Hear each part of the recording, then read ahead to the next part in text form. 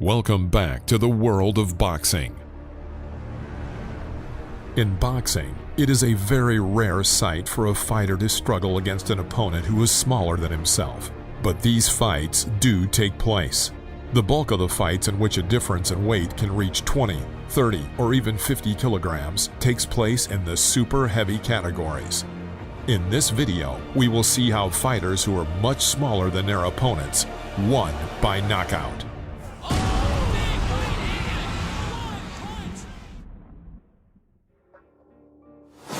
In September 2011, a duel took place between the 38-year-old Colombian Epifanio Mendoza, who gained some fame thanks to his many fights, and the 23-year-old Puerto Rican Carlos Negron, who was undefeated before this fight. Mendoza, who began his career in the first middleweight, shocked the 2-meter Negron at the end of the second round with a right-handed kick.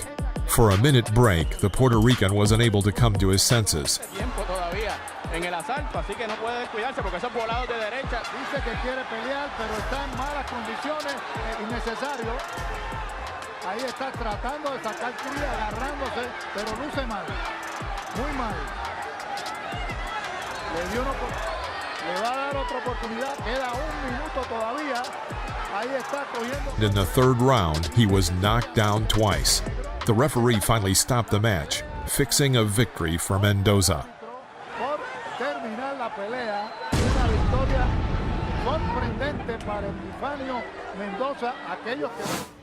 On August 7th, 1982 in Philadelphia, light heavyweight world champion Dwight Muhammad Qawi met Matthew Saad Muhammad for the second time.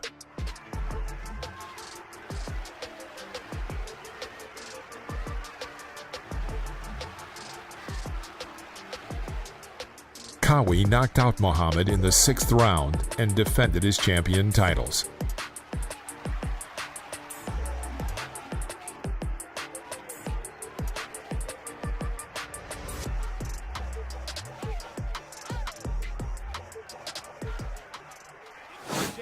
In April 2004, Layman Brewster entered the ring against former WBO world champion Ukrainian Klitschko in a duel for the vacant world title. I expect a championship effort. Let's do it. Klitschko easily won the first 4 rounds. In the 4th round, with a deuce, he sent Brewster to a knockdown. But the smaller fighter did not give up and got to his feet. Straight right hand by Vladimir Klitschko. There's another one. Here comes the knockdown. There's another one. In the 5th round, Klitschko suddenly began to lose strength.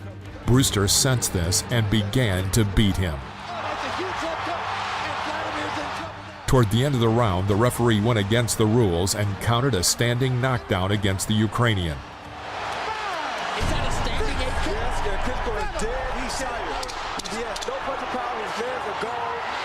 He does not know how to fight like this. This is one of his big things. He can't fight this type of fight. Nevertheless, Klitschko held out until the gong and then collapsed on the floor in exhaustion. The referee stopped the fight. It's not a knockdown. It happened after the bell. Takes a look at Vladimir Klitschko and decides he can't continue and stops the fight. And that may be... In July 2012, Briton Derry Matthews challenged Welshman Gavin Rees to a rematch to decide which of them was the better fighter. Their first fight had ended in a draw. Right hand, slightly back of the head, could take him out here, Howard Foster having a look, and the bounce. Gavin Rees fired off a direct hit from the right, sending his opponent to the floor.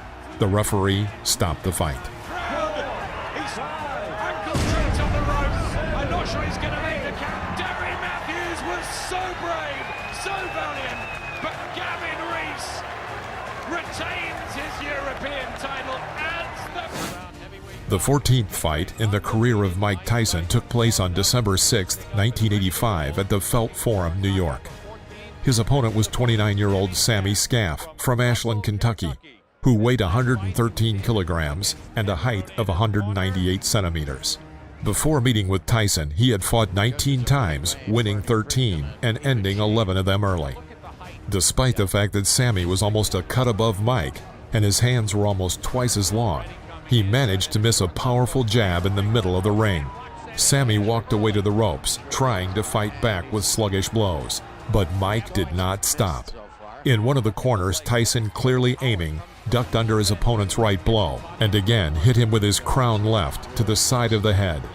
By this point, Sammy's face was already covered in blood. Another left strike, and Tyson knocked his opponent down. 3, 4, The count is 5, for the rest of the 6, game. the count is 7. This one's over. 9. On February 20th, 1993, at Estadio Azteca, Mexico, longtime WBC light middleweight champion Terry Norris from Lubbock, Texas, defended his title against former WBC welterweight champion Maurice Blocker from Washington. In the first round, Terry sent his opponent to the floor of the ring with a powerful left hook. Oh, what a thump as Blocker hits the canvas. Maurice got to his feet and wanted to continue the fight. With difficulty, Maurice reached the end of the first round. He's just trying to stay up. Oh, down he goes again. 3. Forward your hand. And he wants to tell Mexico he's ready for Chavez. Oh, there it goes. There it goes. In the second round, Terry continued to beat on his opponent, and the referee had to stop the fight. Right there. That's right, Richard Steele. That's right. Good decision by Richard Steele. It was the only decision to make. No contest. May 2016. In the USA, a duel took place in the middleweight division, in which 25-year-old Brazilian Patrick Teixeira and 31-year-old American Curtis Stevens entered the ring. Stevens fought very aggressively, throwing a lot of hard punches.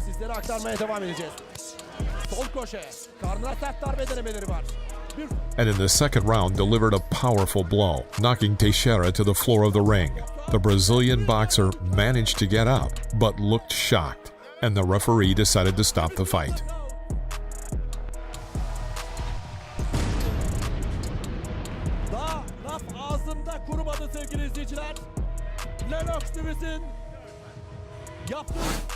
April 12, 1997, a duel took place between the king of four-round bouts, Eric Esch, better known as Butterbean, and Ed White. Ed White fought well for the first round. He kept Butterbean at bay with good jabs and followed through with big lunging straights aimed at the chin. But at the beginning of the second round, Butterbean did not give his opponent a chance and knocked him out. –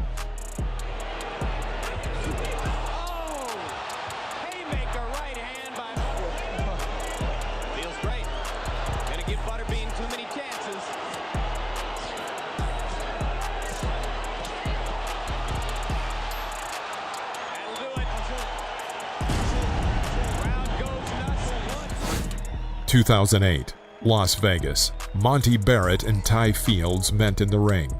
The famous 33-year-old American heavyweight Ty Fields was considered the tallest and most powerful left-handed boxer in the world.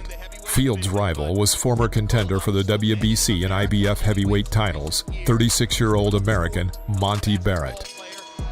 In the first round, Barrett struck his opponent with a powerful right hook, and then instantly finished him. Fields was on the floor of the ring. It was a knockout. Stopped right there by Kenny Bayless, who has seen enough to figure that it's dangerous to let Ty Fields go forward, and Monty Barrett has a knockout 1 minute into the fight. He fought a very difficult. On the 28th of April 2006 came the fight of American Samuel Peter and his compatriot Julius Long, who weighed in at about 300 pounds. It was the fight for the NABF title. The audience did not have to wait long. In the middle of the first round, Long knelt down, and the judge called it a knockdown. A minute later, Peter hit his opponent with a tough right-handed blow, dealing a direct knockout to Long. Against those ropes, a right hand just crashed home, and Long is in real bad shape. Top-notch medical staff coming right in. In April 2017, a fight was held for the vacant title of the interim world champion in the WBO middleweight title between the 37-year-old Georgian Avtandil Kurtzidze and the 27-year-old Briton Tommy Langford. The Briton was much taller than the Georgian puncher. leading to an advantage for Langford in the length of his arm and the distance at which he could engage. The Georgian, however, benefited from his more extensive experience. In the 5th round, the Georgian boxer sent the Briton to the floor with a hard strike to the left side. Tommy got up, but the referee decided to stop the fight by counting a technical knockout. He's been given. Well, look, no, he's stopped him. He stopped him. He has stopped him. Phil Edwards looked into his eyes and On July 8, 1990, a fight for the WBA World Welterweight title was held in the United States. The reigning WBA World Champion, 27-year-old Mark Breland, met the undefeated 23-year-old challenger. Mark Breland had a great career as an amateur, becoming the 1982 World Champion, as well as a 1984 Olympic champion. this is the 11th round, the first time Mark Breland has ever been in another round, and he's in trouble right now. He is being caught. He has been hit with power punches, about 6, and he's hurt. And there it is. He is down with 2 minutes. 2 minutes to go in the 11th round. As a pro, it's his first time knocked down. And he is... In April 1987, promising Briton Nigel Benn went against Dutchman Rob Nieuwenhuizen, who was much taller than his opponent. Nigel started the round very confidently and aggressively. In the first round, Nigel did not leave his opponent any chance of winning and sent him to the floor of the ring at the end of the round. Rob got up, but the referee decided to stop the match. In March 2001, Samoan Samuel David Tua, famous for his knockout punches, and American Donnell Nicholson met in the ring. By the 5th round, Nicholson was knocked down, and even then it was clear that he would not last long. In the 6th round, David landed a clean knockout with a left hook, surprising many boxing fans.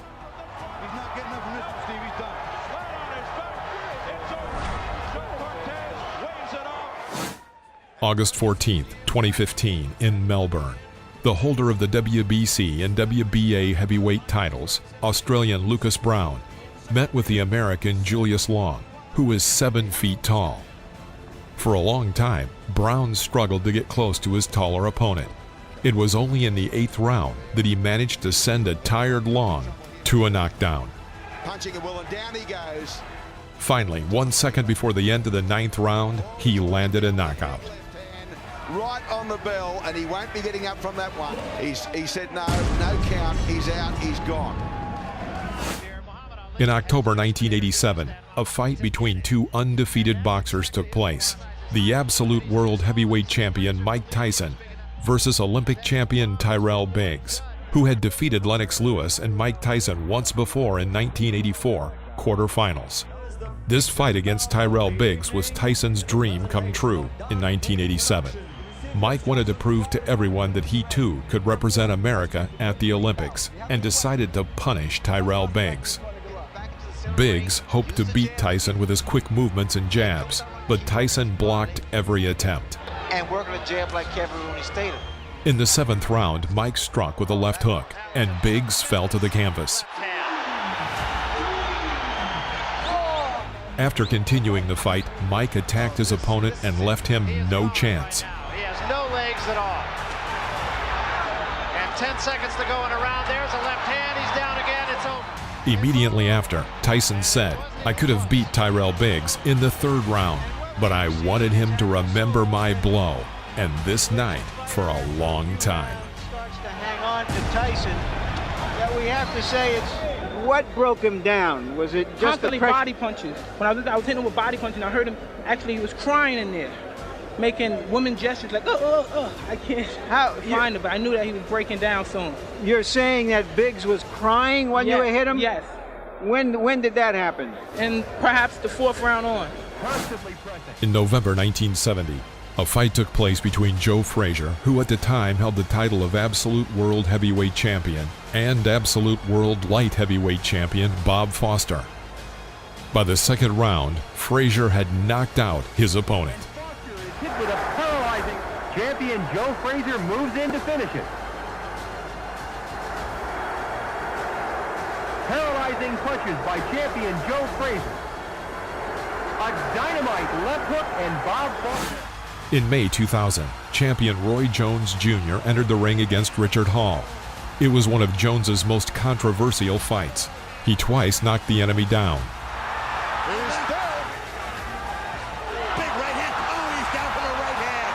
After that, Jones slowed down and began to beat on his enemy while not seeking a knockout.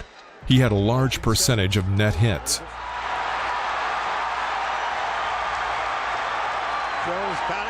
In the 11th round, the battle reached its climax. Roy carried out several successful attacks. HBO commentators began to resent the actions of the referee, who did not stop the fight. Only after Jones drove Hall into a corner and began to score did the referee finally stop the fight.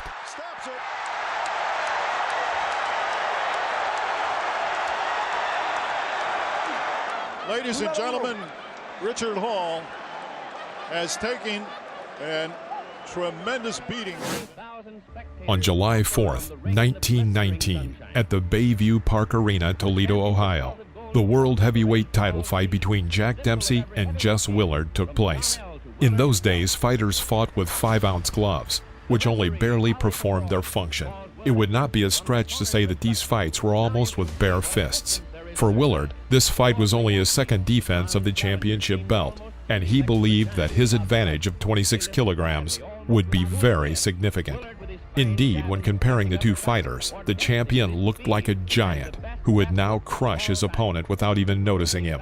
But everything turned out quite the opposite. In the first minute of the first round, Dempsey circled around his opponent and did not really rush forward. Dempsey was famous for his powerful left hook, which to this day is called the greatest in boxing history. And it was this hit that brought Jess to the canvas. He rose, and Jack immediately rushed to finish him off. Willard rose and fell like that 7 times. The boxer going to the neutral corner, and another onslaught continues to get up, and Dempsey is getting arm weary. And he's got a great sense of urgency. He knows he's got seconds to go in order to get Willard out of there and win his bet. Willard in trouble again on the ropes right here. Walter Monahan, who trained Jess at the time, could no longer watch this sad show and threw in the towel between the 3rd and 4th rounds. In 2004, Vonda Ward, the world champion in women's heavyweight, met one of the strongest female middleweight boxers, Ann Wolfe. Wolfe was significantly inferior to Ward in size and the span of her hands, but she managed to knock out her formidable opponent in the 2nd minute of the 1st round. The knockout was very hard. Ward was unable to be brought back to consciousness and was taken out of the ring on a stretcher with an oxygen mask on her face. The best knockout punch I've ever seen in female boxing, absolutely. Ever. Still on the canvas, Vonda Ward. Wow. That's all for now, friends. If you like this video, please press the like button and subscribe to the channel so you won't miss any interesting videos. See you again.